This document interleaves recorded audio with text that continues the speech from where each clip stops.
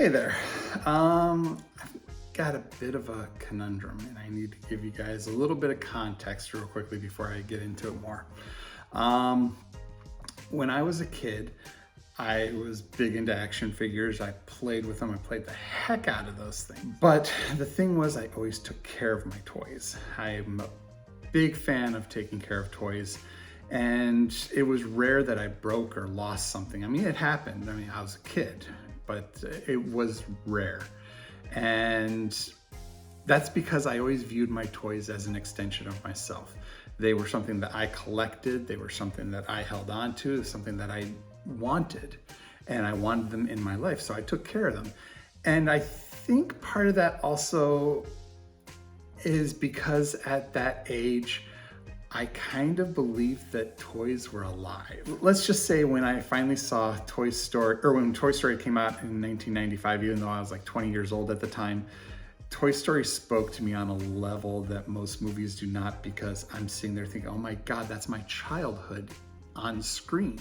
The reason I'm getting into this is because I need to justify that I am not what's known as a mint on card or a mint in box collector. You know, the MOCs, the MIBs, you know, the people that take a toy that they get and they keep it in the box, they put it on a shelf, or they hang it on the wall or something like that because they just want to look at them. That's all they do with them. And I get the people who do that. It makes sense to me, but it's just not something that I do. For me, toys are meant to be played with, or at my age right now, they're meant to be posed and photographed and all that other stuff. And if a toy stays in a box, it's not achieving its manifest destiny. And that's a term that I've used since I was a kid, ever since I learned it in history class. Manifest destiny, this is what you're intended to do. And if you don't do it, you failed. So if a toy doesn't get played with or posed or photographed, it has failed, or I have failed it. And all of this is leading up to my conundrum. And that is that one of the collab groups that I belong to is a Masters of the Universe collab. It's called the Eternian Epic Imagery Group. And my dear friend Ahmed in that group, he and another friend Jeff are the ones that really got me into Masters of the Universe. One of the most recent collabs that we did in that group was the Snake Men of Etheria.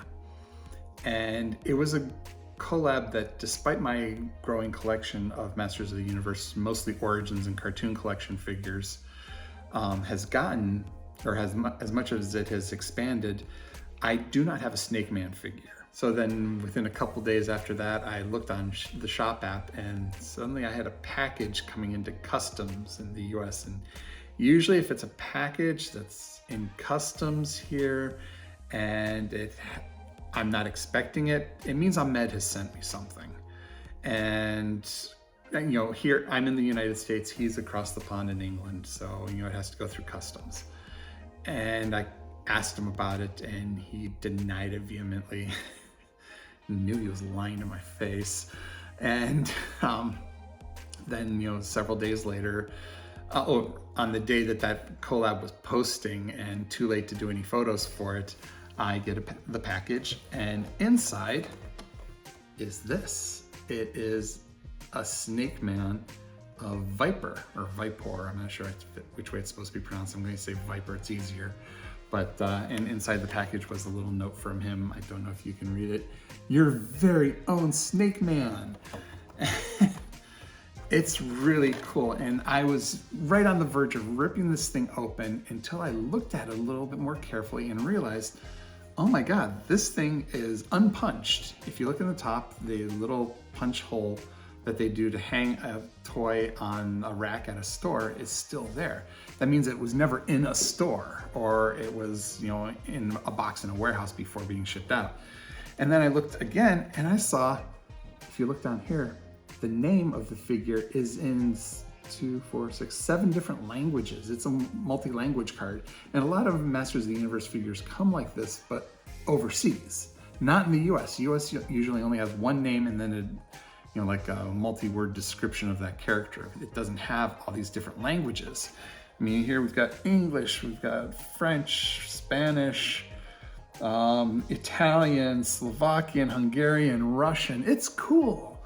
And the more I looked at it, I stopped myself from opening it because I'm like, oh, unpunched multi-language card. Do I keep this? And I asked some friends and it was kind of split. Some of them thought it was cool, keep it on the card. Others are like, no way, that thing's getting torn open. That figure's too cool to not. I mean, he is cool. Look at this guy. That is pretty awesome looking. But then I started thinking about it. I'm like, this was a gift from my friend. And my friend wanted me to enjoy it. He wanted me to take photographs of it. That was the whole purpose. I mean, it was for the collab. And then I started thinking about my whole Manifest Destiny thing. And if I leave this packaged, I'm doing a disservice to the figure. I'm doing a disservice to the gift that Ahmed gave me. So I think I need to tear this thing open, don't I? Well, I won't tear it open. I'll be nice about it because I want to preserve the card. The card is cool. This guy's got to be open, doesn't he? So I'm going to do that. Let's do it. Okay, cool.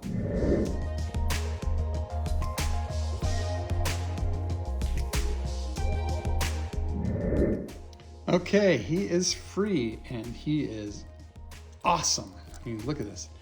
Got the loose metal chains that attach on the front and back, both of them. Oh, it looks like I can even take them off if I wanted to. But why would I want to? Because they look cool. I love the sculpt of the snake head.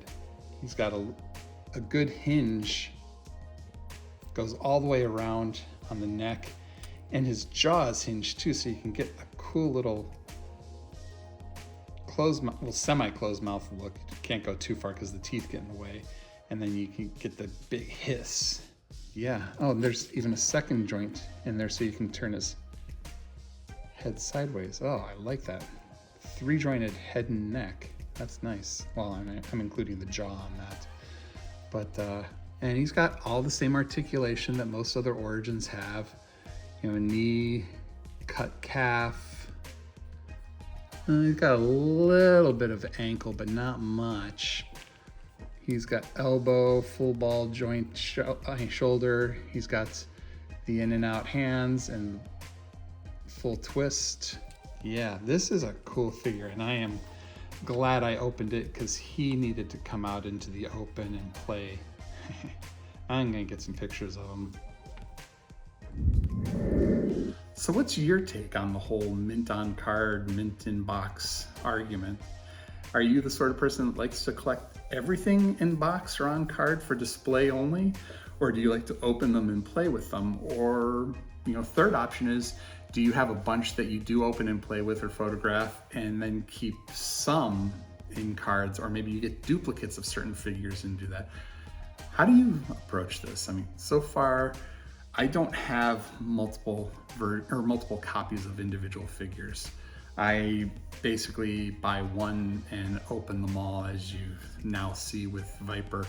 But I just don't have the money to do a second copy of it that I keep in card or in box. So I'd rather use that money to get something completely different. So what's your take? On card, in box, open, played, photographed, whatever. Let me know. See ya.